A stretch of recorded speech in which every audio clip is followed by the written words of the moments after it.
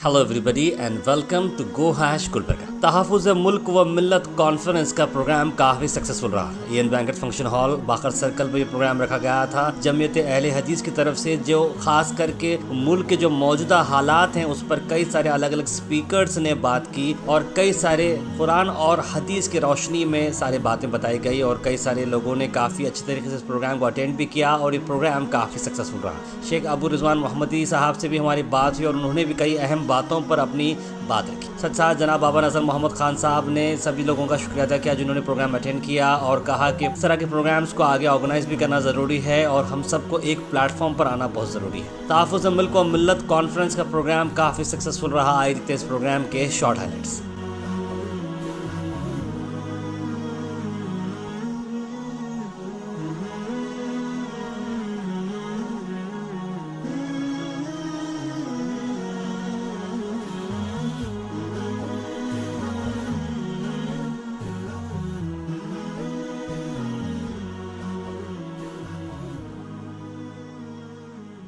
मुल्क के हालात तकरीबन सब लोगों के सामने वाज़े हैं उमूमी तौर से, और उसमें बतौर ख़ास मुसलमानों के हालात क्या हैं। एक इंसाफ पसंद गैर मुस्लिम भी आज ये महसूस कर सकता है कि कानूनी एतबार से हुकूमती सतहों पर चाहे जिस सतह पर देख लें मुसलमानों के साथ जुल्म और ज़्यादती हो रही है। इसमें आम मुसलमानों का खौफ और डर में मुब्तला होना, अपने हिफाजत के ताल्लुक से फ़िक्रमंद होना कि मैं यहाँ अनसिक्योर्ड हूँ, ये एक आम सी बात हो गई है। इसके अलावा हम ये पैगाम भी देना चाहते थे कि मुसलमानों के तहफ़्फ़ुज़ का क्या रास्ता है कि मुसलमानों की ढारस बांधी जाए और मुल्कों को और हुक्मरान तबके को जिनकी तरफ से ज़्यादतियाँ हो रही है हम उनको भी आगाह कर रहे हैं कि ये कानूनी कुदरत है।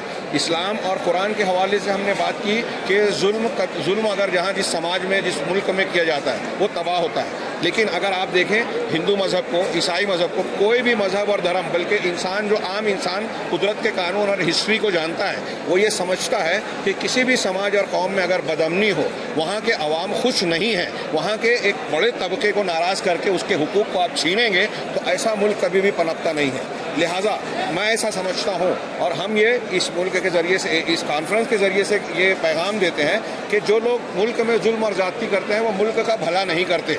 वो देश मोहब्बत का, देशभक्ति का कितना भी नारा लगाएं, अगर वो खुद देशवासियों को धर्म की बुनियाद पर, मज़हब की बुनियाद पर, ज़बान और किसी भी बुनियाद पर, जाति की बुनियाद पर अगर उनको नुकसान पहुँचाते हैं, उन पर जुल्म करते हैं, तो वो उस व्यक्ति के साथ, उस कौम के साथ साथ मुल्क का भी नुकसान पहुँचा रहे हैं। ये मुल्क के लिए अच्छी बात नहीं।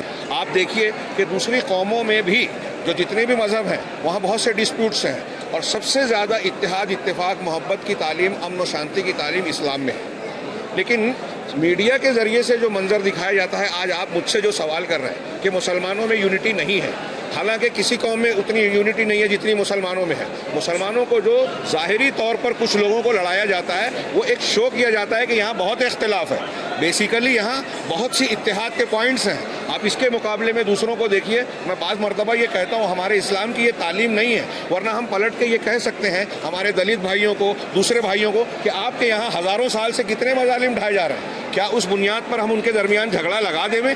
ऐसी कुछ चीज़ों को इशू बनाकर हमारे यहाँ गलत तरीके से इख्तिलाफ बढ़ाए जाते हैं। पहले तो मरकज़ियत बनाएं मुसलमानों में, मुख्तलिफ जमातों में, और उसमें जो बड़े हैं और उन बड़ों में जो ईमानदार हैं। मैं यहाँ आपके माध्यम से ये बात भी कहने में कोई शर्म महसूस नहीं कर रहा हूँ कि हमारे एक बड़ी शख्सियत, पर्सनल लॉ लेवल के एक बड़े वकील थे महमूद पराचा, मैंने उनकी अभी एक क्लिप दी और मैंने तकरीर में कहा कि अल्लाह करे वो क्लिप में जो बात उन्होंने बयान की वो गलत है, लेकिन बहुत ऊंचे है और कोई रिएक्शन नहीं आया।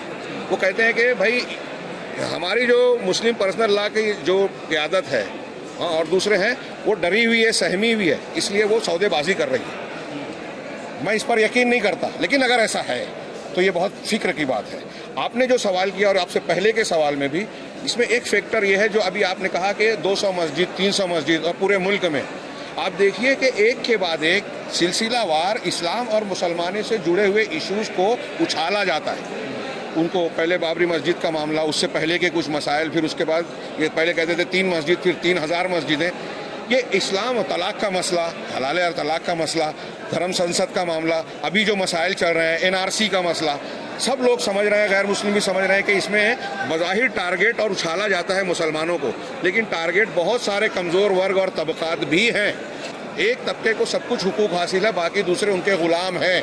ये उनके धार्मिक किताबों में, उसको हासिल करने के लिए वो ऐसा कह नहीं सकते मुल्क में कि हम ये चाहते हैं, लिहाजा मुसलमानों को टारगेट बना के हिंदुओं को ये बताया जाता है कि देखिए ये तुम्हारे दुश्मन हैं। और ये बार बार हम जानते हैं कि आज देश का हुकूमत, आप देखिए कि मईशत में क्या बोलते हैं, इकोनॉमी के हिसाब से बोलिए, सियासी पॉलिटिकल लेवल पे बोलिए, किसी भी लेवल पर मौजूदा हुकूमतें नाकामयाब हैं।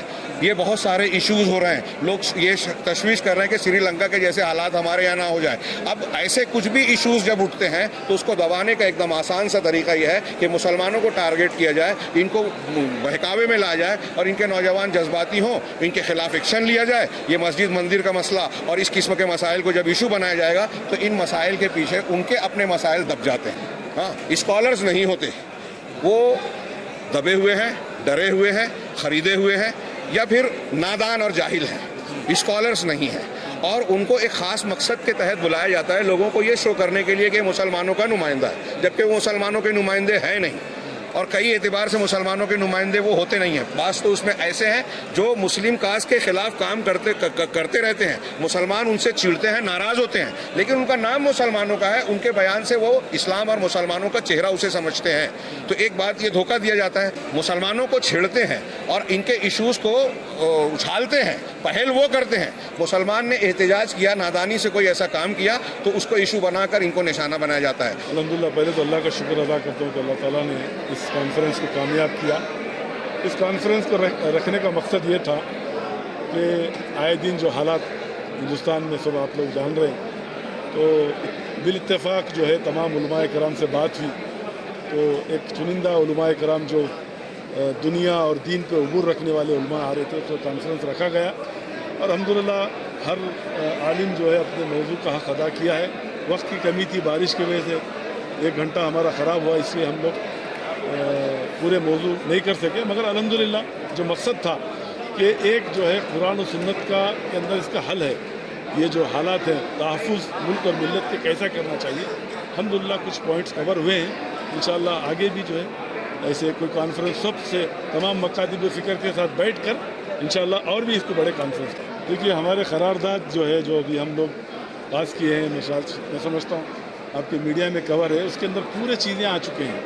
उसमें एक अहम पॉइंट ये है कि ये बोला गया है कि जो भी एहतजाजात जो हुकूमत के ख़िलाफ़ हो, मुसलमानों के ख़िलाफ़ जो कर रहे हैं, तो इसमें एक मैसेज दिया गया है खुले तौर पे कि तमाम मकातिब फ़िक्र के ज़िम्मेदार बैठ कर इसका फ़ैसला लें। इसके अंदर मेन अहम पॉइंट है, हमारे करारदाद में एक पॉइंट है कि हम तमाम मकातिब फ़िक्र से जुड़ेंगे, इसको जुड़ के मशवरा करके इंशाअल्लाह आगे स्टेप उठाएंगे। जो अभी हमारे शेख हसीब मदनी ने बताया कि फ़ेसबुक पे जो है जो भी एक बोल दिया, लाइक कर दिया, बोल दिया, मुसलमान का नुमाइंदा समझ के बोल दिया, पूरे उम्मत मुस्लिमा पे उसको परेशानी आ रही है। उसको रोकने के लिए हम तमाम मकातिब फ़िक्र के ज़िम्मेदार और उलमाए कराम की रहबरी में हम काम करना चाहिए।